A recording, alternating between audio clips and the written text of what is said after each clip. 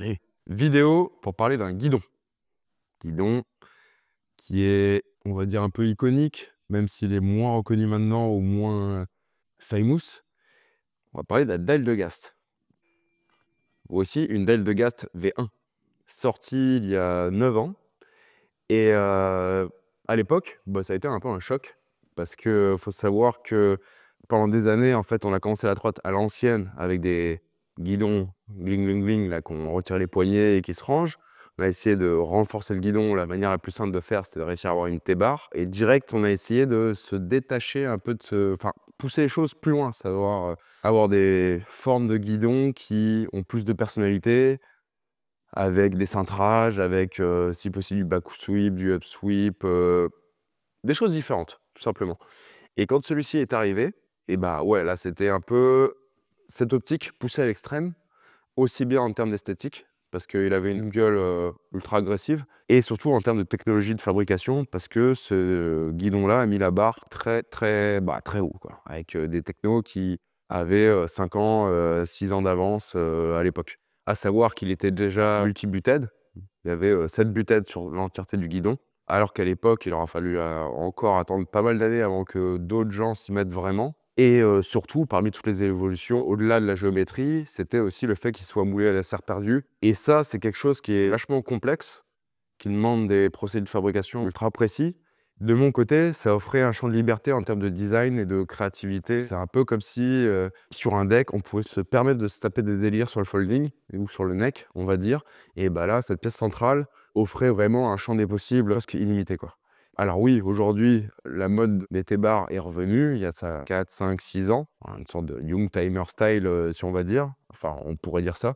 Mais pour moi, ça reste important, en plus de la Tenacity et de la Trianon qui sont sortis et qui sont efficaces, simples et optimisés au maximum, les guidons les plus légers qui existent. C'était important de garder aussi une diversité, un choix à travers le style du guidon, et de ne pas se limiter simplement à des T-bars. Donc pour moi, la Daille-de-Gast, c'est un peu l'opposé extrême en termes de philosophie, avec des shapes, des sculptures, vraiment une personnalité propre. On peut avoir l'impression que ce guidon est sorti et que ça a été un peu un boom. Enfin, il faut savoir que même dans l'industrie du vélo, mountain bike et tout, les grosses marques ont vu passer ce guidon et ont pris une claque. Après, dans le monde de la trotte, ça restait un peu comme une licorne ou une chimère unique, parce que c'est très compliqué à faire. Je sais qu'il y a d'autres marques qui ont essayé pendant des années, 6, 7 ans, de réussir à suivre le concept sans jamais réussir, parce que ça demande des contrôles qualité, des procédés de fabrication spécifiques qui sont vachement pointus et beaucoup plus durs que ce qu'il y a besoin de faire pour faire une T-bar. Donc voilà, c'est ce qui a fait que ce guidon est un peu unique. Il a marqué son temps, mais au final, au bout de 9 ans, forcément, il y avait de quoi faire mieux. Allez, on continue. Et voici donc la Daille-de-Gast V2.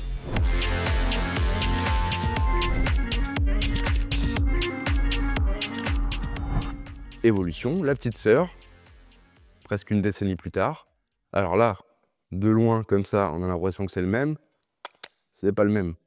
Beaucoup d'évolutions, de savoir-faire qui ont pu être appliquées. À savoir qu'on reste sur le concept du moulage à la serre perdue, parce que pour moi, c'est ce qui donne la philosophie au guidon et son style. J'avais pas forcément envie d'évoluer vers quelque chose qui soit complètement différent, sachant que je trouve que la forme a de la gueule, hein, c'est agressif. Ça claque des culs. Moulage à la serre perdue qui a été complètement revu. C'est-à-dire qu'il semble identique, mais à l'époque, c'était une pièce symétrique. C'était mes limites en termes de CAO et de design. Là, sachant que le guidon a du backsweep, 3 degrés de backsweep, la pièce centrale a été entièrement designée pour qu'elle suive le profil des tubes avec l'angle qui impacte. Ça veut dire que cette partie-là est complètement alignée avec les tubes. Optimisation du procédé aussi, hein, pour essayer de le rendre plus léger, plus résistant. On est toujours sur du butted, optimisé de partout, enfin, amélioré grandement. Gros gain en termes de rigidité, de poids et de résistance dessus. Comme je l'ai dit, 3 degrés de backsweep, 2 degrés de upsweep, parce que ce type de guidon, on peut se permettre de faire varier la géométrie dans tous les sens et d'optimiser les directions des tubes pour que ce soit au plus adapté possible vis-à-vis de la configuration du poignet. C'est-à-dire qu'en cas de grosse récep, t'encaisses le choc, ton poignet et tes mains, elles sont dans une position voilà, qui est naturelle, on va dire. Tout comme la Tenacity V2, compatibilité BPM. Donc voilà, ça c'est le bonus. Comme la Tenacity V2, Si tu coupes, tu perds le BPM. Mais c'est là, c'est présent et une possibilité de pouvoir jouer avec ce nouveau concept que vous avez dû voir passer il y a quelques semaines. Compatible également avec le SCS, le shim en plus est inclus. Donc pour se mettre en SCS, c'est simple, on balance le shim, on est dans la trotte, on serre, ça bouge pas. En termes de dimension, on est plus ou moins sur les mêmes bases. Largeur 600, enfin 60 cm de large. Et en termes de hauteur, on a toujours 3 hauteurs. La différence étant qu'il y a une taille supplémentaire. Comme la Tele V2, elle est dispo maintenant en 77 de haut, 72 et 67. C'est un guidon qui se prédestine plutôt aux gros bonhommes, donc il n'y a pas forcément nécessité à faire des tailles micro-pouces. Donc voilà, dalle de gaz V2, stock in ma stock. Au final, sur les propriétés du guidon par rapport au V1, qui était déjà un gros step en avant par rapport à ce qui se faisait, on arrive à être donc 20% plus résistant au niveau du tube, des procédés de soudure qui sont vachement spécifiques.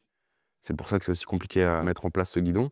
Et on est également 9% plus rigide, sachant qu'on passe en 34 maintenant, alors qu'avant la V1 était en 31,8. Niveau du poids, malgré l'augmentation de la rigidité, de la résistance du fait d'un tube plus gros, on arrive à être plus léger que la V1. Sur le graphe, on a l'impression que ça baisse légèrement, c'est parce que je prends la plus grande taille comme référence de calcul. Sur la V2, c'est le 77 qui est comparé à la 72 de la V1, mais à taille égale, le guidon est plus léger. Et donc au niveau du poids, sur ce guidon, dans la taille la plus basse, ça veut dire 67 de haut, il est à 1,125 kg. Dans la taille la plus grande, donc plus grande que celui que j'ai entre les mains, on est à 1,195 kg. On est en dessous d'1,2 kg pour un guidon de 77 de haut, 60 de large, ça reste très léger. Et il faut savoir que si on prend en comparaison avec une Tenacity V2 qui est le guidon ultime en termes de légèreté en acier, la grosse différence de poids se situe ici, sur la partie moulée à la serre perdue, parce que c'est cette partie qui offre le fait de pouvoir se permettre d'avoir une esthétique différente. Et donc, à l'usage, cette zone-là va pas se ressentir. Ça veut dire qu'en termes de bar spin, en termes de feeling, on aura la même réactivité que sur une Tenacity V2 parce que toutes ces parties-là sont ultra légères et que on va dire que le léger embonpoint se situe ici. Et donc, c'est une zone qui se ressent pas. 1,1 kg pour la plus petite taille, ça reste un guidon ultra léger, surtout en prenant en compte la complexité et le champ de liberté qu'on s'est permis pour faire en sorte que ce guidon ait sa réelle propre personnalité. En termes de couleur, on a donc ici la version brute, polie, les souillures sont polies forcément, elles sont invisibles, elles sont retraitées derrière, donc brossées et vernies. Et tout comme pour la Tenacity V2, on a une version noir mat, classico, voilà, noir mat, hein. De toute façon c'est simple, il n'y a pas besoin de tralala. Et une version noire brillante, à savoir Black Mirror. Voilà, avec des petits reflets qui mettent en valeur un peu la définition du shape qui est un peu spécifique à ce guidon. C'est tout ce qu'il y avait à dire sur la dalle de gaz V2, en espérant que ça fasse, comme toujours, kiffer avec des nouvelles évolutions.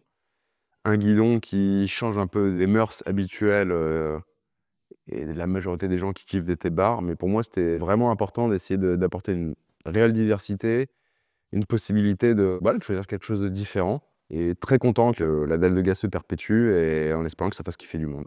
Voilà, un peu plus de singularité pour vous faire kiffer.